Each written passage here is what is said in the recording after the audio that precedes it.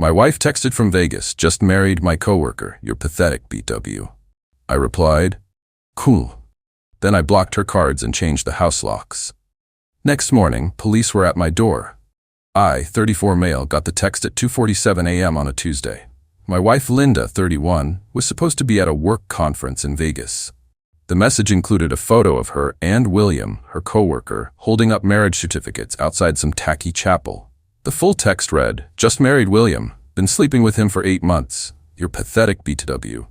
Your limp dick energy made this so easy. Enjoy your sad little life. I stared at my phone for maybe 30 seconds. Then I typed back one word, cool.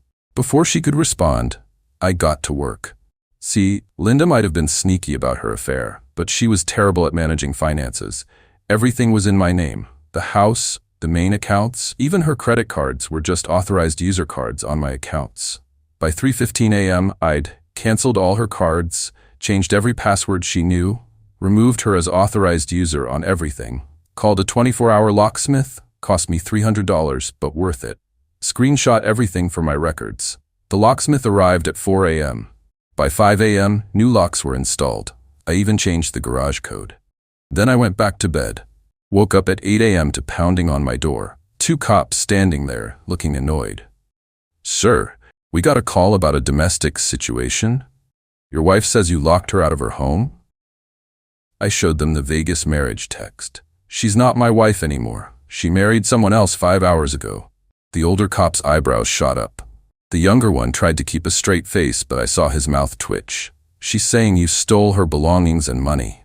Officers, I have documentation showing this is my house, purchased before marriage. The credit cards were in my name. She was just an authorized user. I haven't touched any of her personal belongings. They asked to verify the text was real. I showed them my phone, the timestamp, everything. The older cop sighed. Ma'am, he said into his radio, you need to figure this out through lawyers. We can't force him to let you in if you married someone else.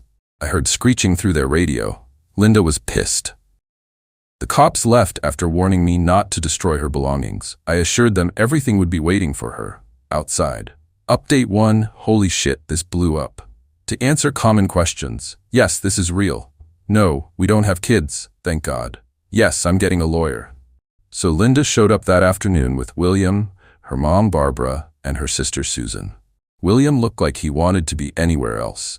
Guess the Vegas high wore off quick when he realized his new wife was homeless and broke. They tried everything. Barbara threatened to call the cops again. I reminded her how that went. Susan called me a controlling psycho. William tried to act tough until I mentioned I'd be forwarding their wedding photo to HR at their company. They have a strict no fraternization policy. Linda ugly cried about how I was financially abusing her. I'd already packed her stuff in boxes and put them in the garage. Told them they had 1 hour to load up and leave. The best part? Linda tried to use her credit card at the U-Haul place. Declined. William had to pay. His face was priceless. But here's where it gets good. My lawyer called yesterday. Linda's trying to claim she was drunk and manipulated into the Vegas marriage. She wants it annulled and wants to claim rights to our house because we were still technically married when she left for Vegas. My lawyer literally laughed. She sent you written proof of adultery and bigamy. She's done for. Also found out through mutual friends that William's been living in his mom's basement. He thought Linda had money. LMAO. More updates coming. This is far from over. Update 2, buckle up, because Linda went full nuclear. First, she started a social media campaign, posted everywhere that I was an abusive narcissist who trapped her in a loveless marriage and forced her to find love elsewhere. Her mom and sister shared it everywhere. Some of our mutual friends actually believed it. But Linda forgot one thing. I'm friends with David, who's basically the tech genius of our friend group. He helped me recover some very interesting Facebook messages between her and William, going back over a year, including her bragging about how she was playing the long game and securing the bag before leaving me. My favorite message. He's so stupid. I've been moving money from our joint grocery account for months. Almost have enough for my dream wedding with you, baby. Yeah, about that joint grocery account. It was actually just my account that I let her use for household expenses. I pulled the statements. She'd been withdrawing cash for groceries and spending maybe half. The rest? Who knows? I posted the screenshots. Her narrative crumbled fast. Then came the extinction burst. 1. She convinced her dad to call my boss, claiming I was harassing his daughter. My boss knew the whole story and told him to get lost, professionally. 2. She tried to break into the house at 3 a.m. My new cameras caught everything. She was screaming about her grandmother's jewelry that her grandma was still wearing because, she's alive. 3. She claimed I killed her cat. We've never had a cat. I'm allergic. 4. She started calling my mom, crying about how she made a mistake and William means nothing. My mom told her, "You should have thought about that before sleeping with him for 8 months, dear." But the peak entitlement came yesterday. I get a call from William's mom, Sarah. This woman had the audacity to demand I be a man and take Linda back because William can't afford a wife and made a mistake and young men do stupid things. I asked if she was seriously asking me to take back a woman who cheated on me so her son wouldn't have to deal with consequences.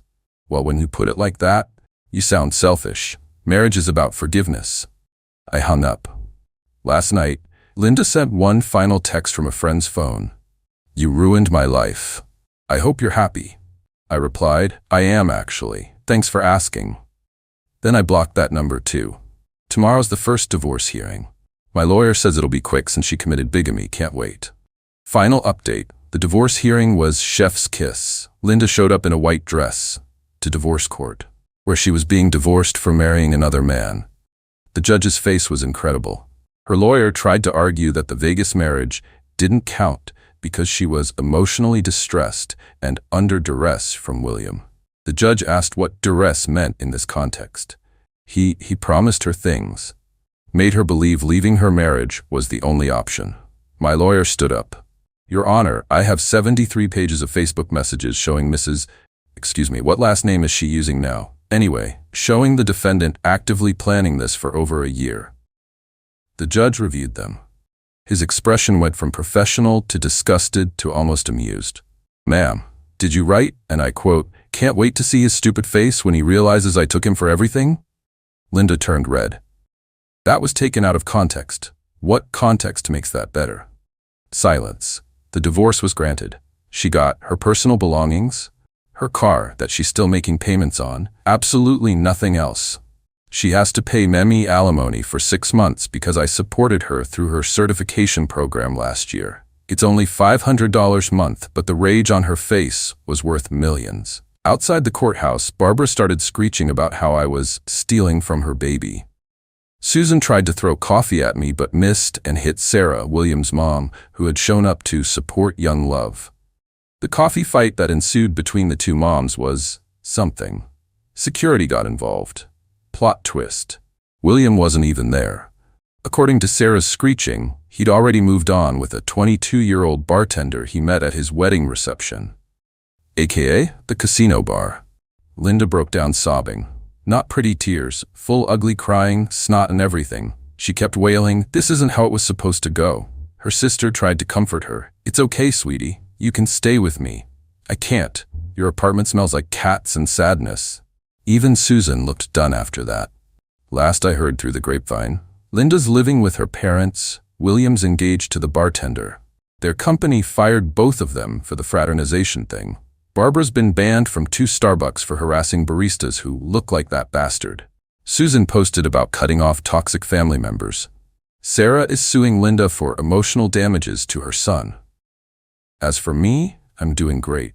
Sold the house for way over asking. Market's insane, moving to a nice condo downtown. Started seeing Jennifer from my gym. She thinks the whole story is hilarious and brings me coffee with "Not William" written on the cup. My lawyer framed the Vegas marriage certificate. It hangs in his office as the easiest case ever. To everyone asking if I regret being petty, nah. She played stupid games and won stupid prizes.